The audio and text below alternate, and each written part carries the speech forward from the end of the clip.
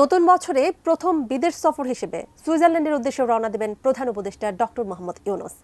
4 দিনের রাষ্ট্রীয় সফরে তিনি 21 জানুয়ারি থেকে 24 জানুয়ারি সুইজারল্যান্ডে অবস্থান করবেন। কি উদ্দেশ্যে বিদেশ সফরে যাচ্ছেন প্রধান উপদেষ্টা, সে বিষয়ে বিস্তারিত জানাচ্ছেন ইশতিয়াক হোসেন।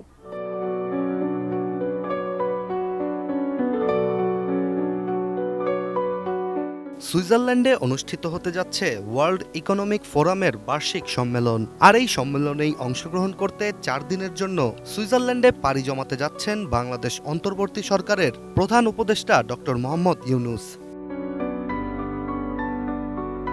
19 জানুয়ারি ফরেন সার্ভিস একাডেমিতে আয়োজিত এক সংবাদ সম্মেলনে প্রধান উপদেষ্টার উপপ্রেস সচিব এই তথ্য নিশ্চিত করেছেন। এ সময় তিনি জানান, 20 জানুয়ারি দিবাগত রাত 1টায় সুইজারল্যান্ডের উদ্দেশ্যে দেশ ছাড়বেন প্রধান উপদেষ্টা। সুইজারল্যান্ডের দাভোস শহরে এবারের ওয়ার্ল্ড ইকোনমিক ফোরামের বার্ষিক সম্মেলন অনুষ্ঠিত হতে যাচ্ছে।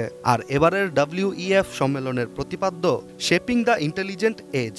অনুষ্ঠানের সব আয়োজনেই বাংলাদেশের প্রধান উপদেষ্টা ডক্টর মোহাম্মদ ইউনূস অংশগ্রহণ করবেন বলে জানা গেছে। এছাড়া জার্মানির চ্যান্সেলর, ফিনল্যান্ডের প্রেসিডেন্ট, বেলজিয়ামের রাজা ও অন্যান্য গুরুত্বপূর্ণ ব্যক্তিদের সঙ্গেও বৈঠক করবেন তিনি। ডিজাইন, এলিগেন্স, বিউটি, সেরা পণ্য সবার জন্য জেভিকো। সুইজারল্যান্ডের সম্মেলনে ডক্টর মোহাম্মদ ইউনূসের সফর সঙ্গী হিসেবে থাকবেন প্রধান উপদেষ্টার আন্তর্জাতিক বিষয় সংক্রান্ত বিশেষ দূত লুৎফে সিদ্দিকী, SDG বিষয়ক প্রধান সমন্বয়ক লামিয়া মোরশেদ।